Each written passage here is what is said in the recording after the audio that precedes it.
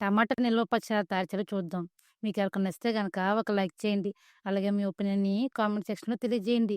ఇలా చేసి పెట్టుకుంటే కనీసం 15 రోజుల వరకు నిల్వ ఉంటుంది. ఇది అన్నం, ఇడ్లీ, దోసలోకి ఎంతో టేస్టీగా ఉంటుంది. స్టవ్ మీద ప్యాన్ పెట్టుకొని హాఫ్ టీ స్పూన్ మెంతులు, 1 టేబుల్ స్పూన్ ఆవాలు, 1 టేబుల్ స్పూన్ జీలకర్ర ఏసుకొని 2 నిమిషాల పాటు ఫ్రై చేసుకోవాలి. ఈ ఫ్రై అయిన తర్వాత ఒక గిన్నెలో వేసుకొని పక్కన పెట్టుకోవాలి.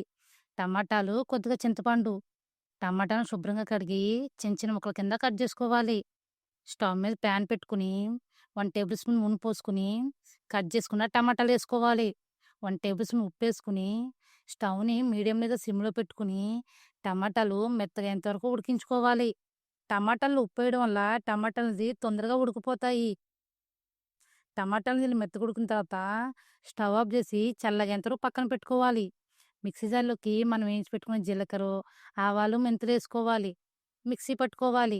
ఇలా వీలైనంత మెత్తగా మిక్సీ పట్టుకోవాలి. తర్వాత 1 టేబుల్ స్పూన్ ఉప్పేసుకోవాలి. ఆల్రెడీ మనం టమాటాలు ఉప్పేసాం కాబట్టి ఉప్పనేది చూసుకొనేసుకోవాలి.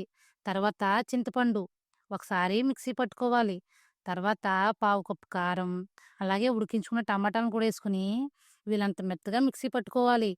కొద్దిగా టేస్ట్ చూసుకొని మీకు గనుక ఉప్పు, కారం సరిపోకపోతే కొద్దిగా యాడ్ చేసుకోండి. స్టవ్ మీద ప్యాన్ పెట్టుకొని కప్పు నూనె పోసుకోవాలి. నూనె అది వేడైన తర్వాత ఆవాలు, జీలకర్ర, ఎండుమిర్చి, ఎల్లుల్లిపాయలు, కరివేపాకు, కొంచెం ఇంగువ ఇవన్నీ ఏసుకొని 2 నిమిషాల పాటు ఫ్రై చేసుకోవాలి. తాలింపనేది ఫ్రై అయిన తర్వాత మనం మిక్సీ పట్టుకున్న పచ్చడేసుకోవాలి. ఒక 2 నిమిషాల పాటు నూనెలోనే పచ్చడిని ఉడికించుకోవాలి. స్టవ్ ఆఫ్ చేసి ఓ గాజు సీసాలేసుకొని స్టోర్ చేసుకుంటే కనీసం 15 రోజుల వరకు నిలువ ఉంటుంది. అంతేనండి, ఎంతో టేస్టీ ఉండే టమాటా నిల్వ పచ్చడి రెడీ.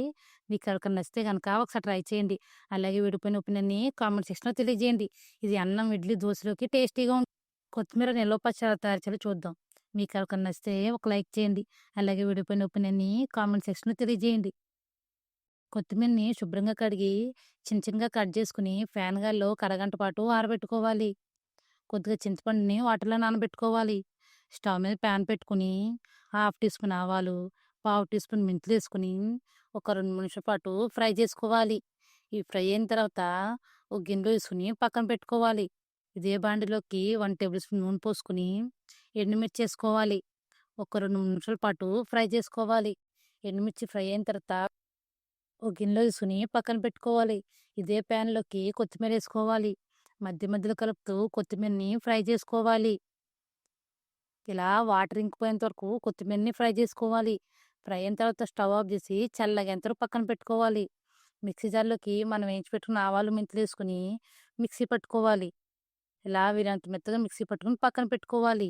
వేరే మిక్సీ జార్‌లోకి మనం ఫ్రై చేసి పెట్టుకున్న ఎండుమిర్చి ఏసుకొని మిక్సీ పట్టుకోవాలి. తర్వాత మనం ఫ్రై చేసి పెట్టుకున్న కొత్తిమీరేసుకోవాలి.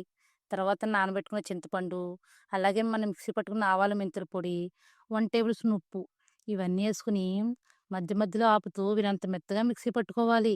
ఇప్పుడు పచ్చడిని తాలింపెట్టుకుందాం. స్టవ్ మీద ప్యాన్ పెట్టుకొని కప్పు నూనె పోసుకోవాలి. నూనె వేడైన తర్వాత ఆవాలు, జీలకర్ర, అలాగే ఎండుమిర్చి, కొద్దిగా కరివేపాకు ఏసుకొని 2 నిమిషాల పాటు ఫ్రై చేసుకోవాలి. ఇవి ఫ్రై అయిన తర్వాత కొంచెం ఇంగువ, అలాగే ఎల్లుల్లిపాయలు ఒక 2 నిమిషాలు ఫ్రై చేసుకొని స్టవ్ ఆఫ్ చేసి చల్లగయ్యేంత వరకు పక్కన పెట్టుకోవాలి. తాలింపని చల్లగైన తర్వాత మనం మిక్సీ పట్టుకున్న పచ్చడేసుకోవాలి. ఒకసారి బాగా కలుపుకోవాలి. ఇలా చేసి పెట్టుకుంటే కనీసం 10 రోజుల వరకు నిలువ ఉంటుంది. అంతేనండి, ఎంతో టేస్ట్